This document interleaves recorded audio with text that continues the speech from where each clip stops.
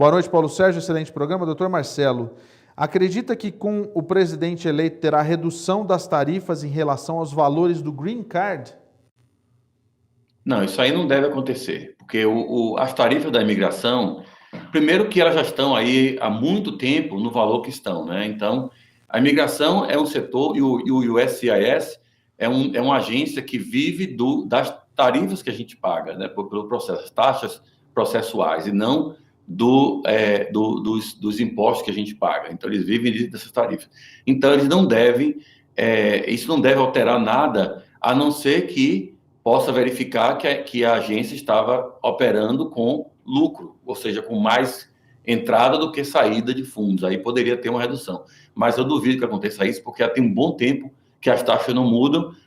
A administração do Trump tentou aumentar agora em outubro, foi bloqueado pela Corte Federal, está tendo essa briga aí agora, mas sempre a gente tem que esperar que vai aumentar. Não vai aumentar muito, como tentou aumentar aí o Trump, mas deve aumentar alguma coisa, porque o número de processos, quando voltar a ter um processo muito alto na imigração, vai ter que ter também mais pessoas trabalhando, tal. Então, na parte do orçamento, eles vão ter que ajustar isso aí. Mas baixar por causa do Biden, não acho que vai acontecer.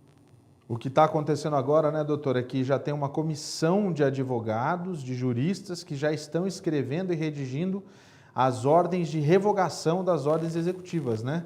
Isso, inclusive, a própria comissão avisou, falou que já estão escrevendo para que nas primeiras horas após a posse ele possa assinar. E aí a gente vai ter mudanças imediatas, né? Vai ter muita mudança, inclusive também trazendo em adição ao que você está falando aí agora, aquela entidade que a gente já conhece, que é chamada a American Immigration Lawyers Association, a AILA, né? A Associação Americana de Advogados de Imigração, também está redigindo uma lista de opções, de ideias para tornar o serviço de imigração eficiente novamente. Então, aparentemente, o que a gente pode esperar que vai acontecer a regra do public charge, que vai e vem, caiu no dia 3, voltou no dia 4, essa regra deve deixar de existir completamente, porque isso aí é uma aberração, feita para poder perseguir os imigrantes legais. A entrevista obrigatória, mandatória, em caso de green card por trabalho, que não tinha há anos, há décadas que não tinha, e aí agora está tendo obrigatório. Suspenderam por causa do coronavírus, mas de acordo com a regulamentação, nunca mais, né? Tem que ter para todo mundo, não vai ter mais também.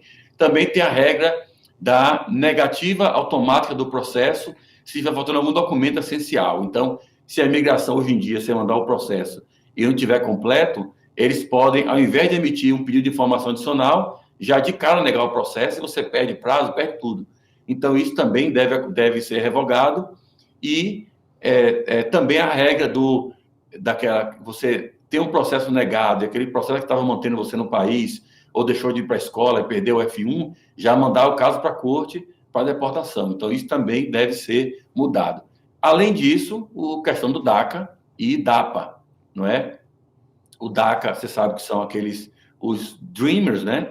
As pessoas que vieram para aqui antes de 16 anos, sem a sua vontade própria, e não conhecem o país de origem, conhecem mais aqui como o seu país, eles vão ser permitidos, vai ser restabelecido o sistema DACA para que as pessoas possam aplicar, e ele vai tentar expandir o sistema DAPA, que é, no caso, os pais desses alunos, dessas pessoas que vieram com essa idade. Então, tem algumas situações também que a gente está esperando em termos de prosecutorial discretion, a discrição da imigração em processar alguém para deportação ou não. Então, o Obama fez isso, que o Biden se lembra que era o vice-presidente na época. Então, o Obama priorizou os criminosos, como esse cara aí que está preso, que seria priorizado também no governo Biden. Sim. Então, eles teriam prioridade para pessoas como esse sujeito aí, criminosos, pessoas violentas que não merecem estar aqui. E os outros, enquanto não acabou com esses criminosos todos, tirar todo mundo do país, não precisa ficar gastando energia, gastando recursos para deportar pessoas que deveriam ser deportadas, porque não tem documento para estar aqui, mas que não estão fazendo mal a ninguém. Então, priorizar aqueles criminosos. Isso aí deve acontecer, com certeza, já no primeiro dia, no dia 21 de janeiro. Agora, deixa eu perguntar uma coisa que me perguntaram agora há pouco, e a gente sabe que vai depender de muita coisa. Primeiro, existe a ilusão de que o Biden não vai tomar posse no dia 20 de janeiro. Existe essa ilusão. De qualquer forma, de hoje até o dia 20 de janeiro, o Trump ainda pode fazer algumas coisas, como por exemplo, eu acho que ele vai ser derrotado na corte por conta do Obamacare. Tudo indica que é isso que vai acontecer. Numa virada que chama a atenção do mundo, né? Vamos combinar? Fazendo muita gente, inclusive eu, queimar a língua, vou ser bem sincero. Da mesma forma que outros casos que chegariam até ele, isso seria um indicativo de que se chegar na Suprema Corte, a Suprema Corte vai agir com justiça. Quer dizer, não existe possibilidade nenhuma de se reverter no tapetão a eleição. Mas de agora até o dia 20, não existe nenhum tipo de mudança. A equipe de transição pode fazer alguma coisa nesse meio tempo? Não, né? Não pode acontecer absolutamente nada. Não pode fazer, inclusive estão sendo barrados, né, pela administração atual de tomar acesso às informações, aos gabinetes, inclusive os salários, né? Porque a equipe de transição já são oficiais do governo que vão ser pagos. Tem um fundo de 9 milhões de dólares, é um fundo de quase 10 milhões de dólares que já fica no orçamento do ano para esse processo de transição. Exatamente. Então eles não estão deixando acontecer isso daí, mas as pessoas não estão trabalhando do mesmo jeito, porque eles sabem que depois eles vão receber. Só que isso aí parece que é aquela coisa daquela criança que você fala, não, Joãozinho, você tem que sair desse assento aí que seu amigo estava aí primeiro, sai do assento. Ele aí vai e cospe no assento, então senta aí. Então aquela coisa é meio infantil isso daí, mas não vai para frente, tá? Não vai para frente. Inclusive, a gente estava conversando sobre isso hoje, as ações judiciais que o Trump está entrando na Geórgia, Pensilvânia, Michigan, estão sendo derrotadas na hora, nem chega a citar a outra parte. O juiz já chama o advogado, já pergunta, você tem alguma prova? Não, não tenho prova. Eu tenho suposição que alguém viu, que escutou, que não sei o quê. Alguma prova evidente? Não, não tem, então pronto, o caso está cancelado. Então ele está tendo casos derrotados assim, à torta direito no país inteiro, e ele não vai para frente com isso, entendeu? Então, quanto mais o tempo passar, mais vai estar sendo fixada na cabeça a ideia de que existiu uma eleição, a eleição contou com vários estados que têm um sistema legislativo diferente, que tem um sistema de eleição também diferente. Cada estado fez seu melhor papel, inclusive esses estados, quase todos, a Assembleia Legislativa do estado é republicana. E os governadores de alguns são republicanos, como Geórgia e Arizona, e ele perdeu nos estados, está perdendo e vai perder. Então, essa ideia de que houve fraude na eleição é um absurdo, não existiu nada, não está provado nada, não vai ser provado nada, e quem conhece a eleição sabe que tinha sempre um democrata, um republicano e, às vezes, mais um ou dois independentes para que aquele voto fosse analisado e dado como válido. Então, não é a pessoa achômetro e botando voto debaixo do... Não existe isso, gente. Isso aí você pode falar de um país do mundo, aqui não. Vamos lá rapidinho, que a gente tem, nesse final de ano, aproveitando esse tempo, se não houver nada de excepcional na cabeça do Trump de assinar uma ordem executiva com validade de 20 dias, por exemplo, porque pode acontecer, mas nessa agenda a gente tem, dia 31 de dezembro, cai a suspensão daqueles vistos, né, que ele fez. Mas o travel ban continua, não é? Precisa de uma ordem para revogar, essa que é a história, né? A parte do coronavírus é diferente, né? Isso aí não é uma coisa que não tem um prazo, né, para isso. Então, mas a questão que tinha data, que era aquele 31 de dezembro, são aqueles vistos de trabalho que ele disse que a suspensão era temporária até 31 de dezembro, que era o que consta na ordem, né? Então essa não tem jeito, só se ele tem direito de prorrogar, né? Ele pode prorrogar se quiser, mas se não fizer nada, cai dia 31 de dezembro.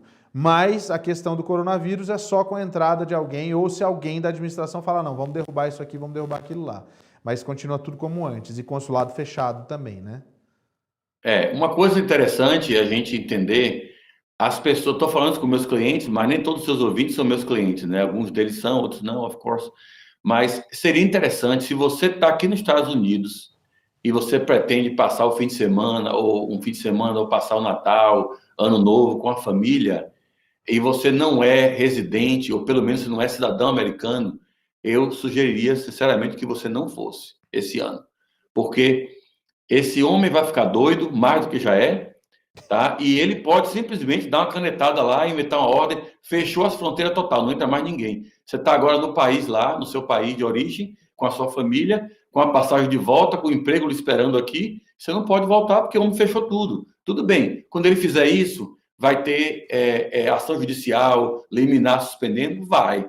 Mas também ele apela. E nem todos os estados estão em regiões onde esses processos poderiam ser ganhos. Então, isso pode ser um pouco arriscado. Então, é bom você que está agora com viagem programada para o fim do ano, sinto muito, não quero jogar areia na sua sopa, mas vou dizer, eu, se fosse você que tem o Advance Parole, né, a autorização de viagem, eu não usaria isso daí no momento que tem um presidente louco que está agora, que perdeu a eleição, não está aguentando a derrota e ainda tem o poder de dar medida provisória até 20 de janeiro. Uma canetada, né? Uma canetada aí você está já fora, aí você vai ser prejudicado. O que ele fez agora nesses 3 anos e meio, 4 anos, você imagine agora que não tem mais nada a perder. Exatamente. Olha só, Diego Carrias, ele pergunta o seguinte, a pergunta é séria, eu acho que a gente ficaria aqui horas discutindo isso, mas eu sei até qual que é a resposta que o doutor vai dar. Diego Carrias, boa noite, doutor. Gostaria de saber se essas empresas que estão oferecendo visto EB3 não qualificado no YouTube, se elas estão amparadas pela lei dos Estados Unidos. Eu teria que analisar mais essas empresas, cada caso, ver direitinho, mas a gente aqui não faz esse tipo de processo, por quê? No EB3, você tem que fazer a primeira fase, que é chamado o Labor Certification, certificação de trabalho, é o PERM. Nessa fase, existe uma proibição na lei que você, o imigrante, o beneficiário do processo, contribua com o empregador. O empregador não pode ser pago para fazer um processo para você ou receber uma ajuda financeira, tipo pagar o advogado, pagar tal. Se você vai no advogado aqui para fazer uma EB3 e fala, eu tenho uma empresa interessada em aplicar para mim, o advogado vai fazer um acordo, um contrato de prestação de serviços advocatícios com a empresa. Você não vai ser parte desse primeiro contrato. Isso é o advogado sério que cumpre a lei. Tá? Eu não vou falar de outros que pode ser que queira... Mas, normalmente, o advogado não vai aceitar que você pague por isso. Só que, nesse caso, você já está pagando por isso. Porque você pagou 30 mil, 20 mil, 40 mil, sei lá, para que essa empresa arrume um sponsor e faça o processo para você. E quando a empresa arruma um sponsor, como é que você vai garantir que esse sponsor não está recebendo alguma coisa para ser seu sponsor?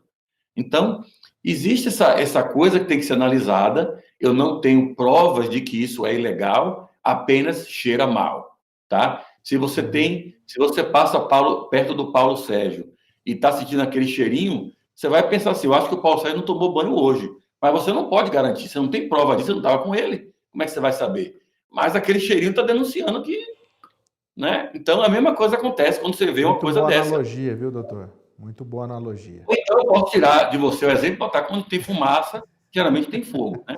Fumaça não, a gente entendeu. Olha só, Oliveira, eu acho que é bom a gente prestar atenção justamente de onde está vindo. Procure referências, converse com o advogado, sabe? Esse negócio, a gente vive falando isso aqui, é um absurdo, enfim. Mas tem gente que vai cair, 2020 promete, viu? 2020 promete, a gente espera que a gente vai ouvir muitos nomes famosos aí indo né? Enfim.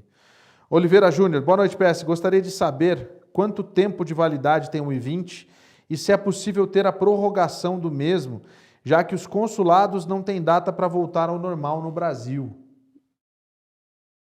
O I-20 não tem o I-20 tem um prazo que é a expectativa do curso durar, mas o status em si, ele não vence, né? Existiu agora tá tendo uma demanda agora aí que estão querendo fazer a regra do duration of status, não pode mais prosseguir, está tendo já conversa de processo judicial, isso é outra coisa também que vai ficar para o Biden restaurar depois no dia 20 de janeiro. Mas o I-20 ele pode ser estendido desde que a pessoa esteja cumprindo o curso ou faça um upgrade, né?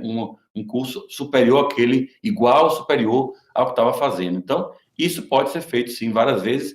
O visto do consulado é outra coisa. Você tem que voltar ao consulado para pegar o visto, mas o I-20 em si, que é o documento que a escola emite do SEVES, esse pode ser renovado.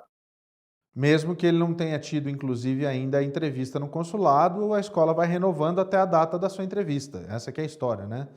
Muito simples, tanto que Exatamente. tem escolas que fazem isso o tempo todo porque não tem. Você que está em casa, você liga para a sua escola. Se a sua escola, vou ter que te cobrar para emitir. Então já sai fora, pede seu dinheiro de volta e fala: peraí, que isso está errado. Né? Você não fez nem seu visto, tá no meio da pandemia. Conversa com eles que eles vão emitir para você e vão renovar a data do seu I-20. Eles têm que renovar por causa da regra dos 30 dias, né? Você não pode entrar aqui, para quem está fora, vai pegar o visto, né? Você não pode entrar aqui antes de 30 dias, mais do que 30 dias antes de começar as aulas. Então, tem que ser sempre mudado isso daí, porque agora você vai estar com o I-20 praticamente expirado, né? A data de começo das aulas já venceu. Uhum.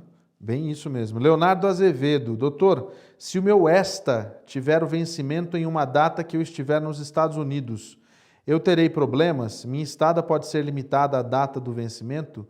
Eu posso pedir um novo ESTA antes da viagem? Obrigado, Leonardo Azevedo.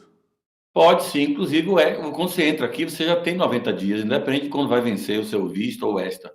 Então, o 90 dias você vai ter mesmo. Agora, se lembre que quando você entra sem o visto, ou seja, com o ESTA, você não pode pedir extensão, não pode ficar mais tempo e não pode pedir mudança de status. Você tem que sair em 90 dias, a não ser que se case com o americano, é a única exceção. Entendi. E pode, por exemplo, sair para o Canadá e voltar, já dá para renovar, ou tem que ser uma viagem de avião, alguma coisa assim, tem alguma coisa Não, específica? também não pode usar fronteira para isso, né? Pode ir de avião, pode, mas sempre você pode sair, depois voltar e dizer, você estava aqui, passou 90 dias, agora passou um dia lá, está voltando de novo, pode ser que seja interrogado em relação a isso, não é garantido que vai entrar. Mas não use o ESTA para atravessar a fronteira, tá? Só de avião. Senão Olha você só, pode ser boa. preso.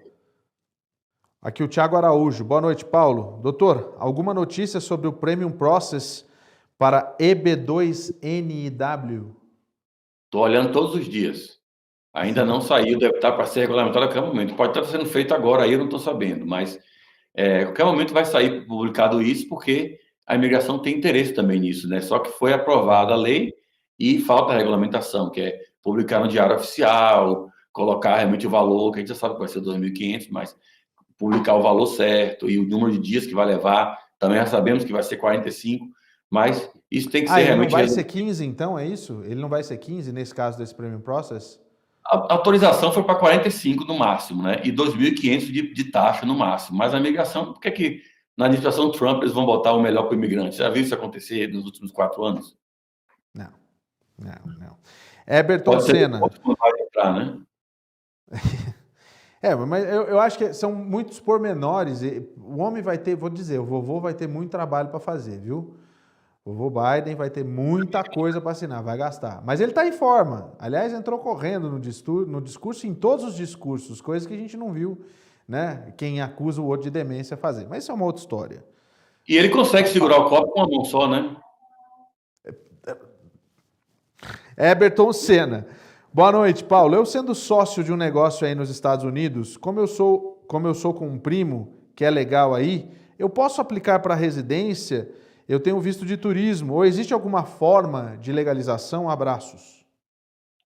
Isso aí é bem complicado, porque se você é sócio de um negócio, você já fica com a limitação em fazer um EB3, né? Se o negócio for no valor muito alto, tipo mais de 900 mil em algumas áreas, você pode fazer um EB5. Isso aí é muito difícil, é bem complicado, mas pode se conversar. E se você tiver um passaporte de algum país que tem tratado com os Estados Unidos, você pode, como sócio da empresa, fazer um E2 ou um E1. Então, tem algumas opções, mas normalmente, se você é brasileiro, não tem passaporte italiano, espanhol, paraguai, argentino, nada, e está só com passaporte brasileiro, com o B2, e abrir uma empresa que não é uma empresa tão grande, é uma empresa com um sócio aqui, isso não é realmente uma forma de você conseguir o green card. Talvez o melhor seria se tivesse uma empresa que você não fosse sócio, aplicando para você um EB3. Uhum. Que é o mais comum, na realidade, que é a história do sponsor. Aqui tem até uma pergunta, Amara Santos. Para uma empresa ser o seu sponsor, o seu patrocinador, você precisa estar legal no país? Ou existe alguma lei que beneficia quem está fora de status? Desde já, obrigada. Não, você não.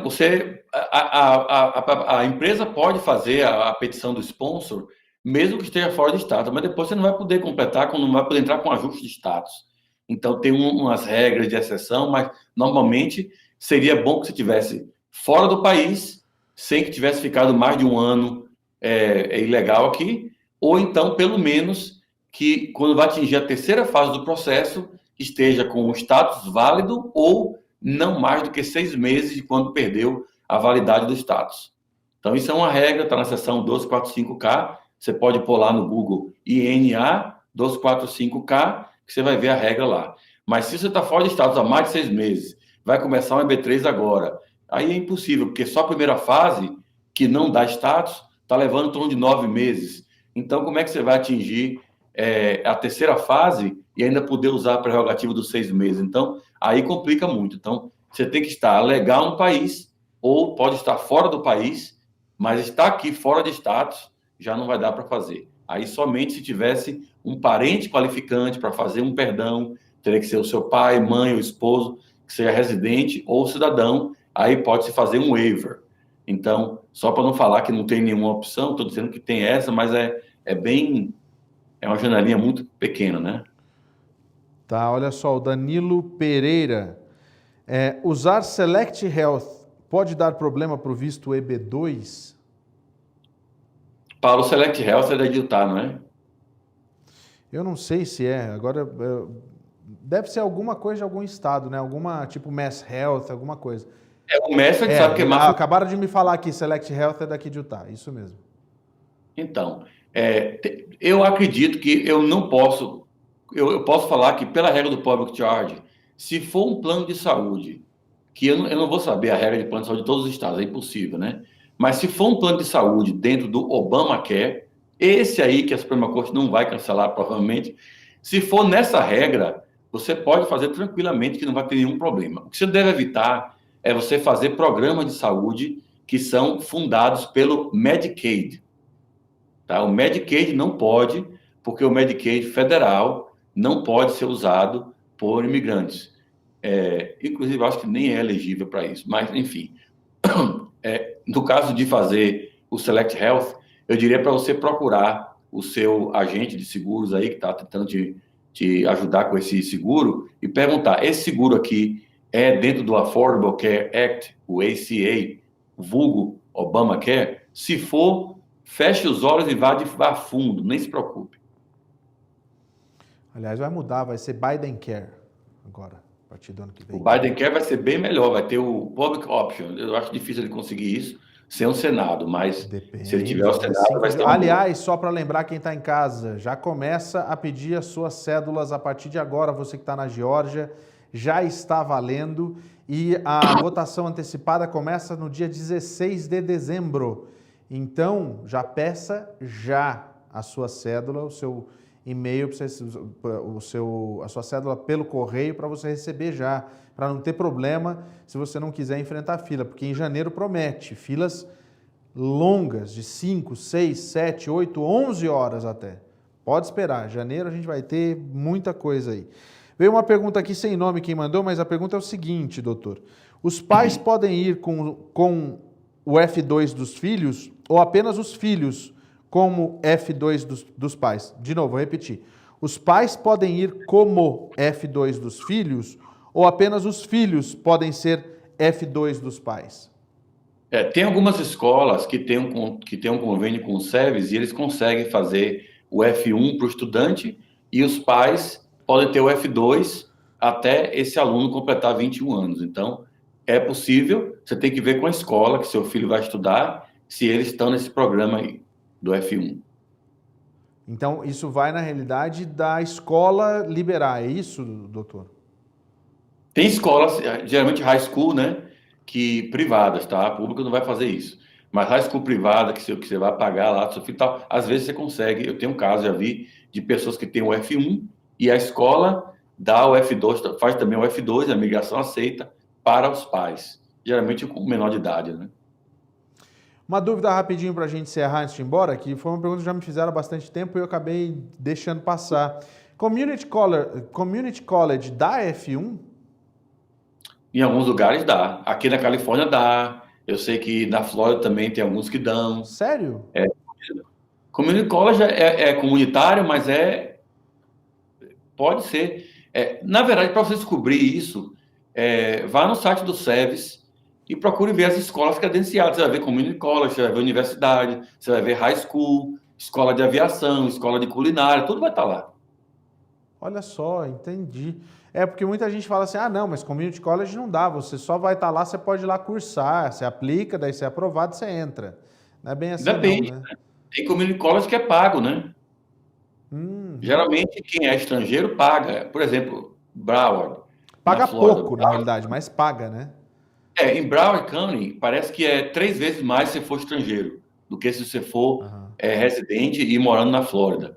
Mas eles têm lá o visto, eu já vi casos de F1 para o Broward Community College. E Olha também só. Palm Beach Community College também com F1. E aqui também na Califórnia, Glendale Community College, já vi com Orange Coast Community College. Então, Olha só, existe não sim, é só você sabia. pesquisar. Alguns são, outros não. Que legal. Então tá, doutor Marcelo Gondim, muito obrigado mais uma vez por você estar aqui. Sabe que foi bastante conteúdo bom hoje, como sempre. E você que está em casa, entenda que a gente traz sempre os melhores profissionais para estarem aqui com a gente, porque o que a gente não quer é que você caia em roubada. Você tem alguma dúvida? Quer tirar sua dúvida preliminar aqui? Toda quarta-feira o doutor Marcelo está aqui. Você já economiza, na realidade, um tempo para você tirar suas dúvidas mais profundas, para conversar com o seu advogado, seja o doutor Marcelo, ou seja quem quer que seja, que você queira conversar. Mas a gente já está falando, entre em contato com o doutor Marcelo, gondinlaw.com, para você realmente não perder tempo e não ser enrolado por aquelas pessoas que dizem para você que são e não são, e lá na frente você pode ter problemas. Então, vamos lá, faça isso. Tome uma atitude que realmente você não vai se arrepender, porque o green card, o seu processo de imigração é para a vida toda. Então, eu acho que vale a pena você investir justamente nessa parte que chama-se informação e planejamento. Doutor Marcelo Gondim, mais uma vez, muito obrigado, uma boa noite e a gente se vê na quarta-feira que vem.